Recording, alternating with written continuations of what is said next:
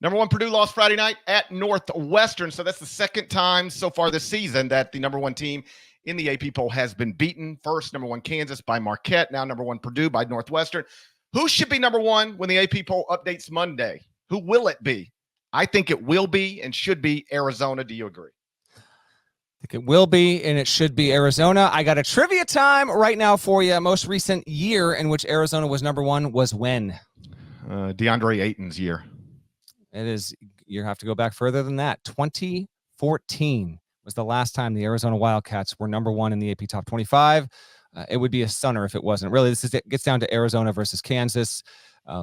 If you're a dedicated podcast listener to the feed, yes, I did a quickie pod. Although I would, if you got thoughts, GP, I'm up for your thoughts on either of those games. They were big enough to do a quick reaction one. Kansas is in the discussion for this because by virtue of winning a top 5 matchup. It was on its home floor. I do want to credit Adam Sullivan with an outrageous stat that I didn't mention on that show. So Friday was the 26th time that Kansas hosted a top 10 team under Bill Self, at Allen Fieldhouse.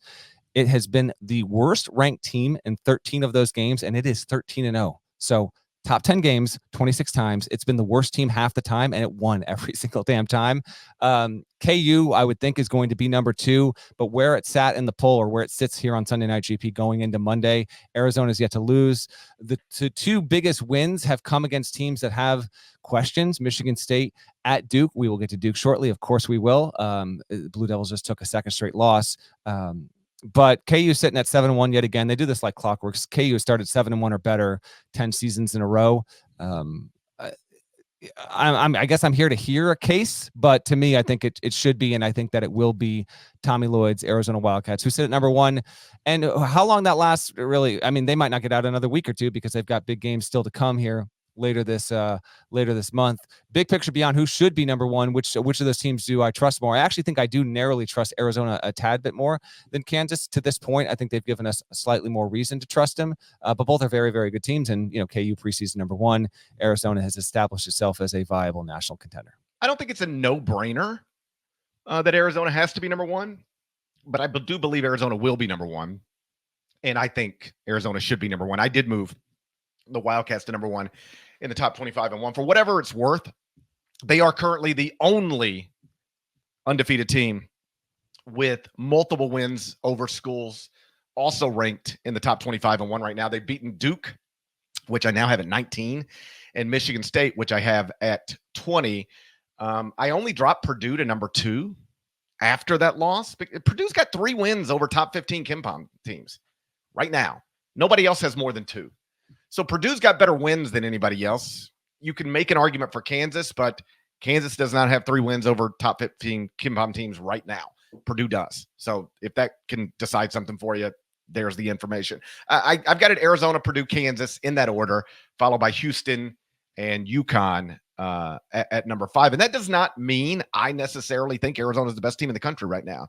It's just I'm going to respect the 0 in the loss column. I'm going to respect the fact that they are the only undefeated team with multiple wins over schools also ranked in the top 25 and 1 as of today. And that's good enough to get them to the top of the top 25 and 1 for me. Rank it real quick. I don't know if you had an extended thought there. I can tee you up on something else real quick. You got more? No. Okay.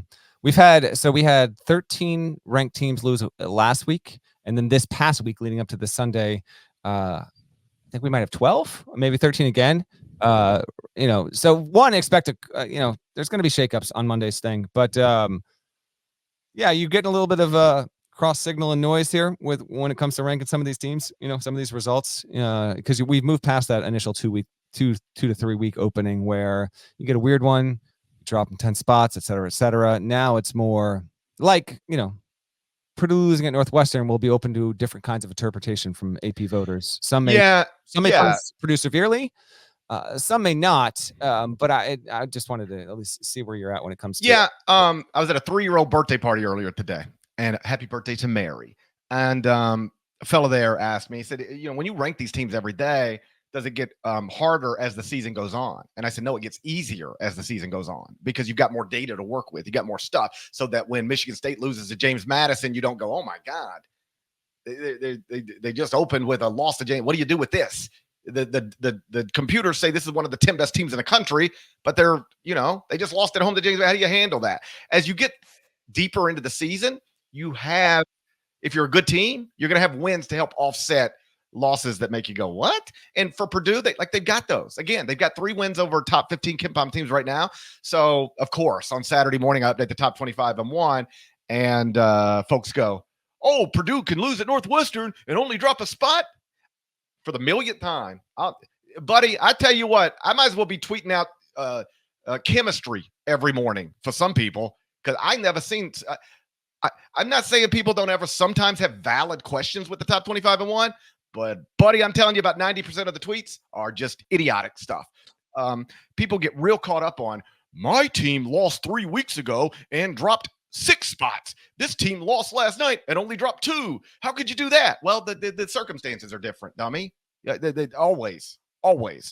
So Purdue, all I'm trying to do every morning is particularly when you get a month in like this, is respect the results and try to get an order that makes sense. And I never care about how much somebody drops relative to somebody else. I simply look, okay, this team lost. How far should it drop? You start doing that on Saturday morning. You look at Purdue's wins. You look at Purdue's 1 loss, an OT loss on the road to a good enough Northwestern team. It's like, okay, who deserves to be ahead of them? Arizona, undefeated with multiple top 25 wins. I'll go with them. Who else? Simply put, as of Saturday morning, I didn't think anybody needed to be ranked ahead of Purdue other than Arizona. So I only dropped Purdue down 1. But yes, you clearly run into some spots where it can be confusing for folks, and it's subjective. Obviously, it's a ranking of basketball teams. But I get through it every day. You hit send on the top 25 and 1, you tweet it, and then you go play golf and don't worry about it. But I'd have Kansas ahead of Purdue. Purdue is helped by a lot of noise in the top 10 overall with its standing. And I think it's the first loss. Northwestern was the first, I didn't mention this on Friday. So via Northwestern, the Northwestern was the 3rd team to ever beat the same school at AP #1 in back-to-back years at home. Only the 3rd team ever do it. Northwestern's the first one to do that, but being unranked in both of those games, just a huge, huge accomplishment there. And if the doubters are going to come out heavy with Purdue right now, I get it. It is just the first loss. It is a league game. It is on the road. And we'll see. Your latest evidence that rebound margin is not a signaling statistic to victory, by the way, or losing. Purdue out-rebounded Northwestern 25 times and still did not win. Edey went for 35 and 14. Didn't matter. Boo Buie, he's on his way to playing to a first-team All-Big Ten kind of level. 31 points, 9 assists, 0 turnovers. Raise your hand if you had Boo Buie as a preseason All-American. Did you? I did. 3rd team. Good on you, buddy. That's a great call because he is pacing toward that. Also via Northwestern, he's the first high major player, and I'm assuming they got this from Sports Reference, but he's the first high major player since 2010-11 to go for 30 or more in a game, 9 or more assists in a game with no turnovers. He did that against Purdue. It wasn't just him. Ty Berry, Ryan Langborn. They are forming something good there. Good on Northwestern. I don't know if this will be enough to get him in the polls or not, but Purdue, I would think, is going to probably hold firm in the top 5 when that refreshes Monday. So if you care, the top 10 of the top 25 and 1 right now, Arizona, 1. Number 2, Purdue. Number 3, Kansas. Number 4, Houston. Number 5, UConn. Number 6, Baylor. Number 7, Marquette. 8, Gonzaga. 9, Colorado State. And 10, Florida Atlantic. I've got Tennessee. This is one that really drives people crazy. How could you have Tennessee at 13th? They are, what's Tennessee's record now? 4-3.